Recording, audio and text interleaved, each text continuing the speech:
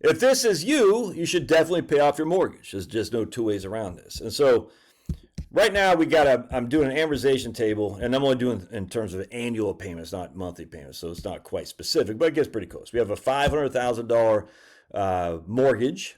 All right, we got a 6% as our interest. All right, so 500,000, 6%, or amortizing over 30 years. Our annual payment is about $36,000 a year, or $3,000 a month. All right, and you can see of that initial payment, $29,832 is going to interest, and only $6,100 is going to principal.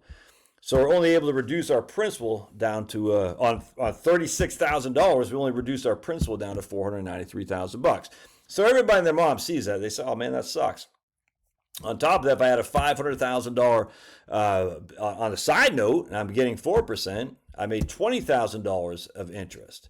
Well, I made $20,000 in order to pay $29,000. So notwithstanding liquidity and things of this nature, this wouldn't make sense. I'm paying $20,000 to get $29,000.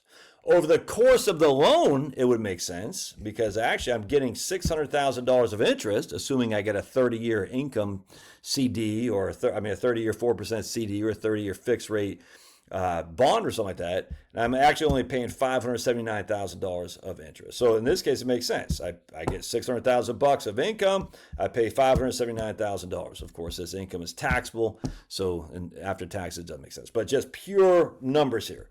It would make sense for me to borrow at 6% on an amortization table over 30 years and invest at 4% unequivocally because I get more interest than I get more interest than I pay. But no one's going to really do that. I mean, you could do that, but there's a lot of issues about, especially liquidity, about doing that. So, I'm not sure I want to do that.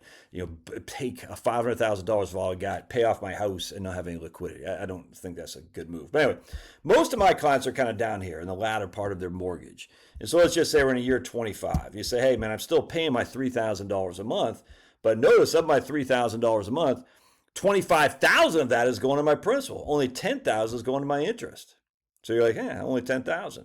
On top of that, my $500,000 is still paying me $20,000 a year of income. So in that case, you're like, hey, I might as well keep it. I'm doubling my interest is doubling what I'm paying to the stupid bank. But that's not actually how you should look at this. So what we should look at is we had to pay $10,000 of interest on a $180,000 debt. So we started the year with $180,000 left on our mortgage. Over the course of the next 12 months, it cost us $10,000. Which meant that the carrying cost of this $180,000 debt was 5.61%. Again, I started the year, this is the ending of the last year, also starting the next year, with $180,000 balanced. It cost me $10,000. Had to sneeze, COVID, monkeypox, it cost me $10,000, which meant it cost me 5.61 was my interest, all right?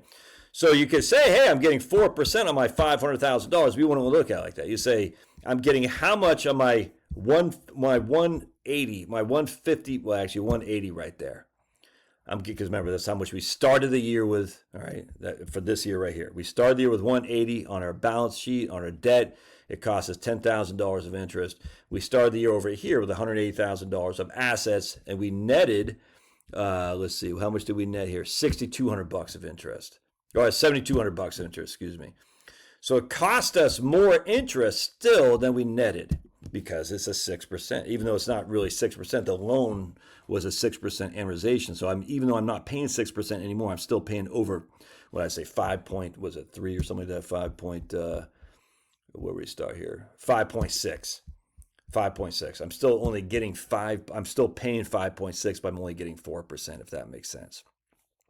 So 4% on $80,000 gives me $7,328. 5.6% on $180,000 nets me whatever it is. I can't remember what I'm talking about. I'm confusing myself, but you get it.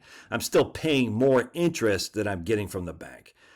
And so even though your interest payment is lower relative to what it was, it's still higher, most likely, than what you're getting in the bank. So I was talking to a guy the other day, and he has just a couple years left on his 15-year note. I think he's paying 3 7/8 or something like that. I said, yeah, but he's still getting 4 1/4 at the bank. So we're basically breaking even net of taxes. So I'm okay with you not paying off your mortgage. But it's just a matter of how much interest am I paying versus how much interest am I getting. if I'm paying more interest than I'm getting, and now I have the liquidity, and i.e. that if I spent $180,000 to pay off this loan, I still got $320,000 of liquidity.